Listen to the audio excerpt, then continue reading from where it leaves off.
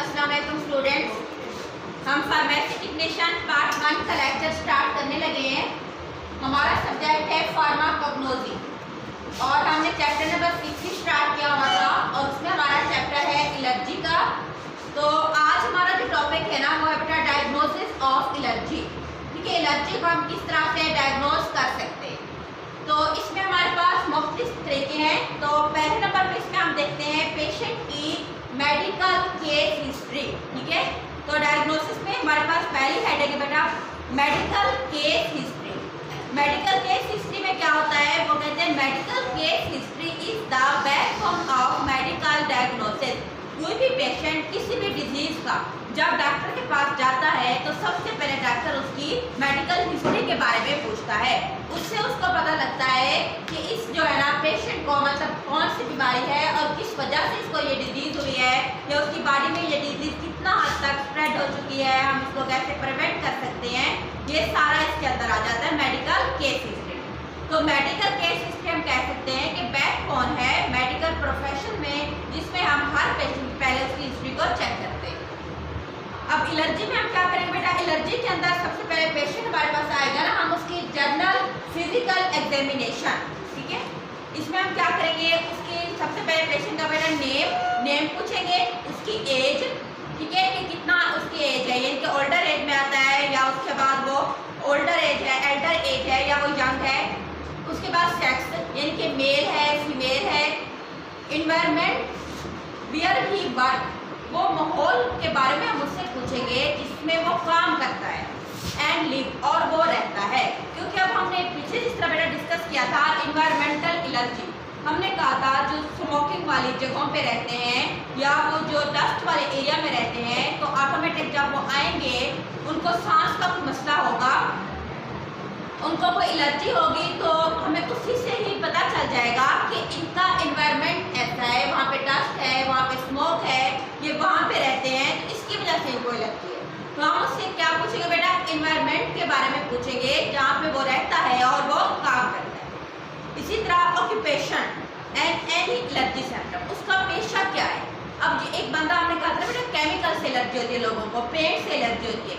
एक बंदा काम ही केमिकल की फैक्ट्री में कर रहा है या पोलन से एलर्जी होती है, एक बंदा काम ही काटन की फैक्ट्री में कर रहा है, तो उनको जो एलर्जी होगी तो उनको उनके पेशे की वजह से होगी।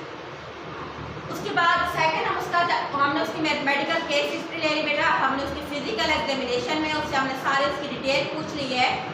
अब अगला हम काम क्या करेंगे, हमने वाइटल साइन चेक करना। ठीक है, वाइटल साइन का मतलब होता है वो चेक करने से कोई नॉर्मल है या नहीं है। कौन कौन से वाइटल साइन आते हैं बेटा, वो हमें बताते हैं कि डिजीज कितना है, डिजीज को मतलब प्रूव करने के लिए हम उनके वाइटल साइन चेक करते हैं। वाइटल साइन में हमारे पास आता है बेटा बीपी, ब्लड प्रेशर। ठीक है, उसके बाद हम चेक करते हैं बेटा पल्स रेट को, PR, HR, heart rate check करते हैं, ग्लूकोज के लेवल को चेक करते हैं, सीओ कार्डिक आउटपुट चेक करते हैं बेटा, टेम्परेचर पेशेंट का चेक करते हैं और उसके बाद हम उसकी हार्ट रेट को चेक करते हैं। ठीक है, ये हमारे पास। उसके बाद बीआर हमारे पास उसकी हम ब्रीथिंग रेट। तो ये मुख्तलिफ हमारे पास है वाइटल साइन जो कि ब्लड प्रेशर, ठीक है, temperature, breathing rate, pulse rate, cardiac output, heart rate, glucose वगैरह हम उसका चेक करेंगे।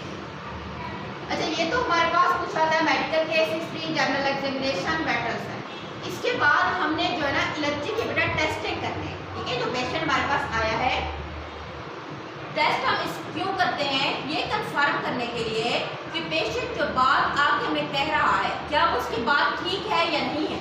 फॉर एग्जाम्पल एक बंदा आता है, वो आके कहता है पेशेंट के मैंने ये फूड खाई है, फॉर एग्जाम्पल उसने फिश खाई है, उसको एलर्जी हो गई है, तो वो आके कहता है मुझे फिश की वजह से एलर्जी हो।